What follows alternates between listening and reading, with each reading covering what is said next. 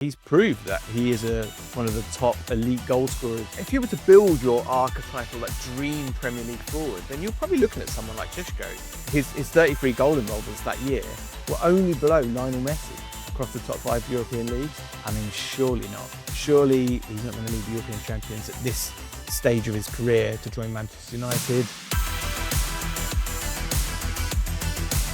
Hello, I'm Angelina Kelly and welcome to The Window, talkSPORT's daily video transfer update and your go-to guide for all of the biggest football moves. Coming up, we will be doing a stats deep dive into some of the biggest transfer talking points. And joining me today is Opta analyst Matt Furniss. So Matt, it's great that you're here to chat all things stats with us. First up, the main talking point, the latest transfer saga seems to be RB Leipzig's Benjamin Šeško. Manchester United or Newcastle United, there are reports in Germany that he and his agent are almost playing the two teams off each other, but so far at the time of us filming, Man United have not made an official bid.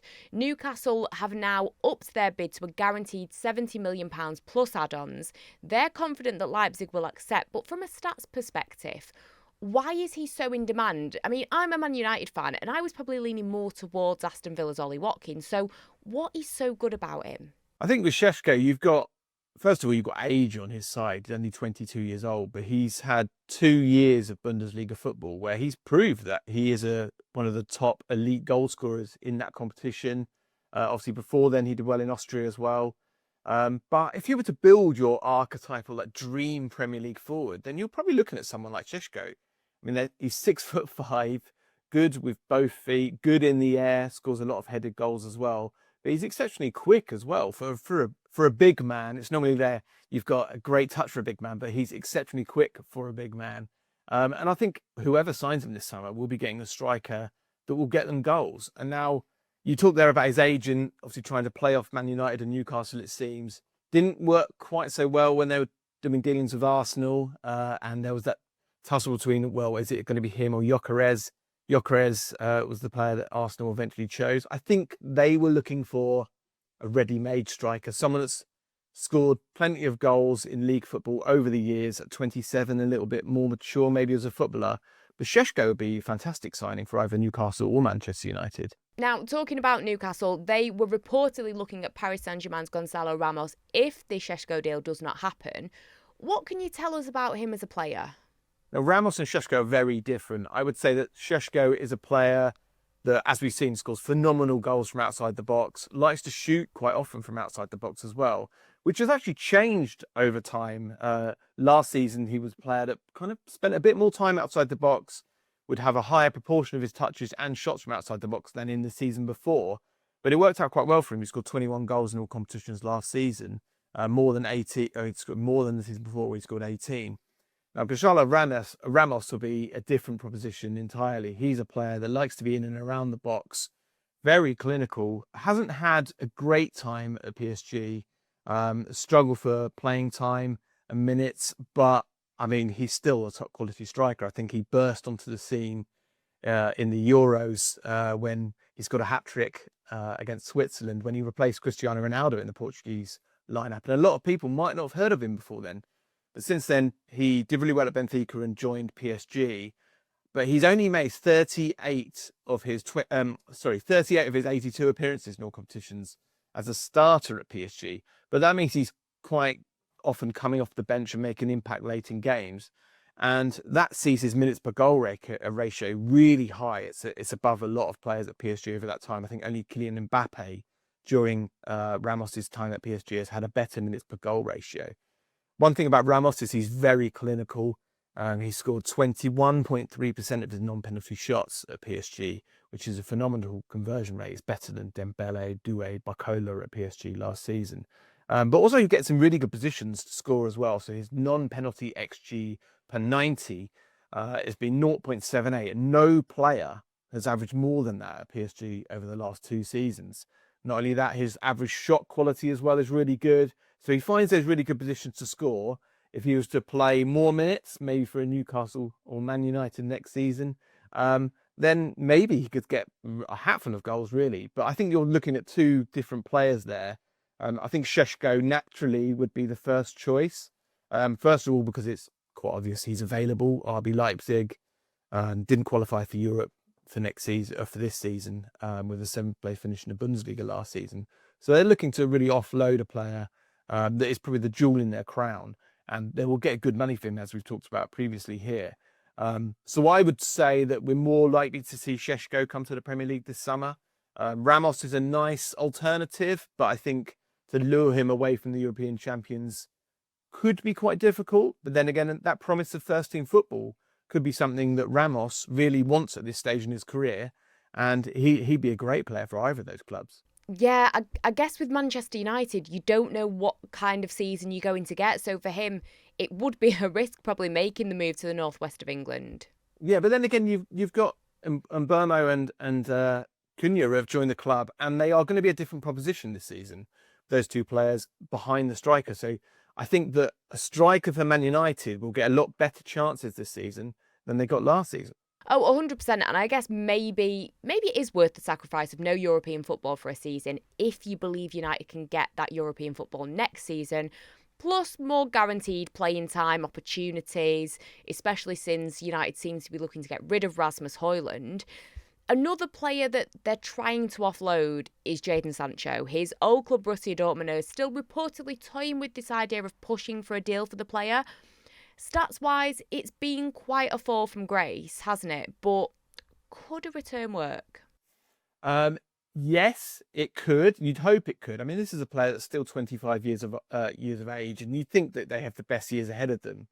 Kind of as a football fan, as an English football fan, you want to see these kind of players playing to the best of their ability. And I think that his potential was so strong at Dortmund, and then moving to Manchester United, they were willing to spend nearly 75 million on him in the end, I think it cost.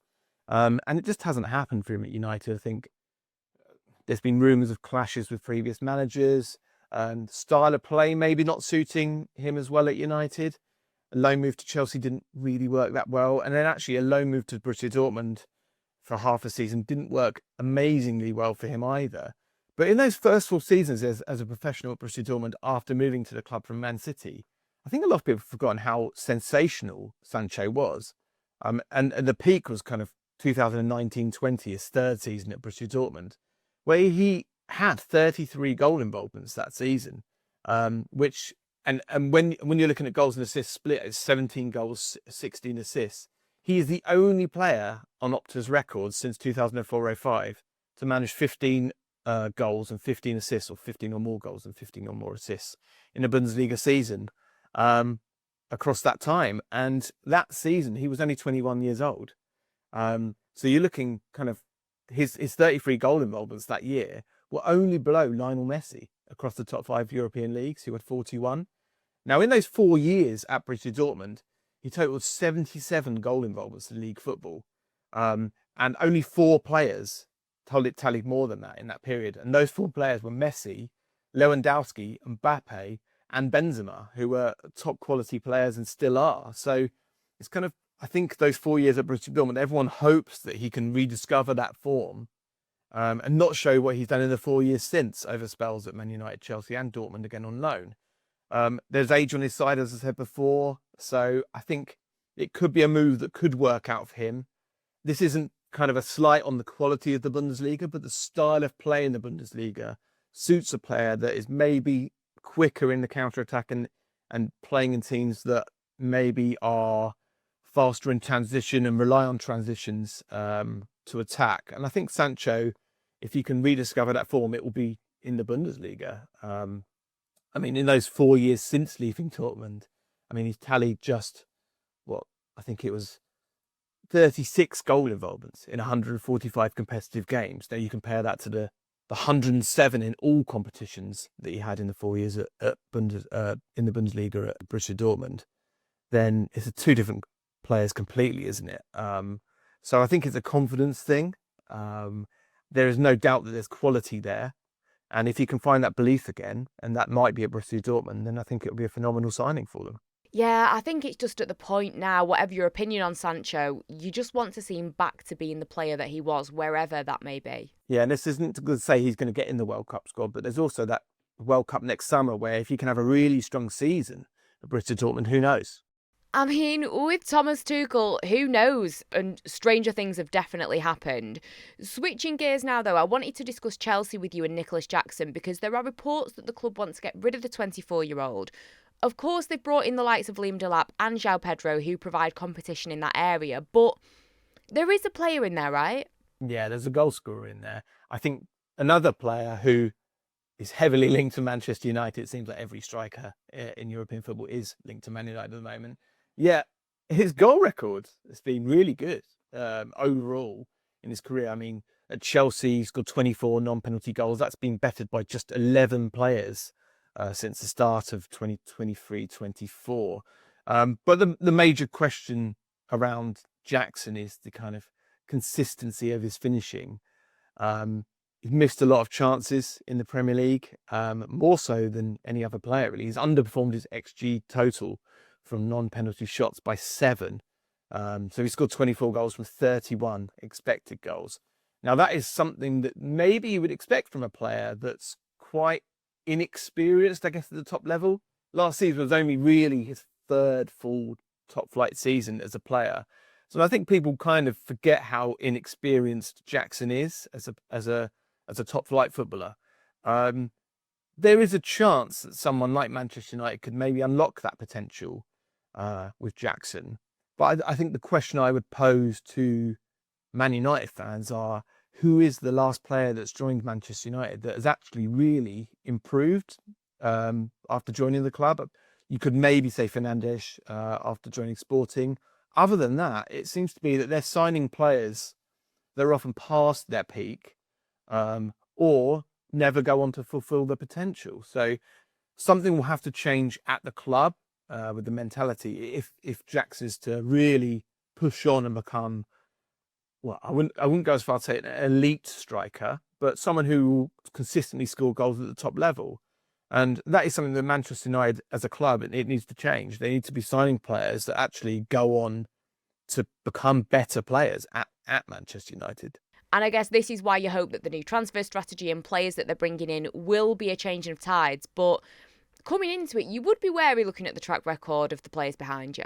I think also Man United, I'm going to sound very critical of the club here, but always sometimes living in the past, and they're signing players based on their reputation and name, rather than actually getting there ahead of the curve and signing a player with potential. Now, I know that brings kind of like joining Manchester United, it's a bit of a pressure cauldron, and the expectations are high. But let's give an example of a player kind of like João Pedro, for example. Why are they not signing him at the stage where Brighton are looking to sign him, rather than at the stage where he's developed as a player at Brighton and he's going to cost, what, twice, maybe even 3 times as much as Brighton paid? They need to be getting ahead of the curve and signing players with potential and actually not become a selling club. But then you could have a player at Manchester United for nearly a decade who will go on and perform miracles for them and do really well. And they could be, once again, one of the greater clubs in European competition. You know what, as a fan, it's hard to even picture them back to being those greats again. I guess, we live in hope. Finally, I wanted to ask you about goalkeepers, because it seems like there are a lot of big names that are being linked with moves, but there are no concrete offers and these moves aren't going through. I mean, 2 that spring to mind, Emi Martinez, Gianluigi Donnarumma. We know that Manchester United are reportedly looking for a new goalkeeper to replace Andre Onana. What can you tell us about why they need a new keeper and this situation with goalkeepers being linked but no moves actually happening at the time of us speaking? Yeah, again, 2 big names linked to Manchester United. I think with Donnarumma, I mean, surely not. Surely he's not going to lead the European champions at this stage of his career to join Manchester United. I just can't see that one happening. Emi Martinez, I think there's a chance that could happen. Obviously, very experienced goalkeeper in his 30s now. Not a long-term plan for Manchester United like Donnarumma could be. As you said before, it just hasn't worked out with Andre Onana. I think they signed him, or Ten Hag signed him, because he knew the qualities that he possessed from his time at Ajax. More of a kind of considered more of a ball-playing goalkeeper than David De Gea was, which is why they let De Gea go. And goalkeepers now, top-flight clubs want a goalkeeper to be there to help build possession from the back. They're no longer there just to be shot stoppers.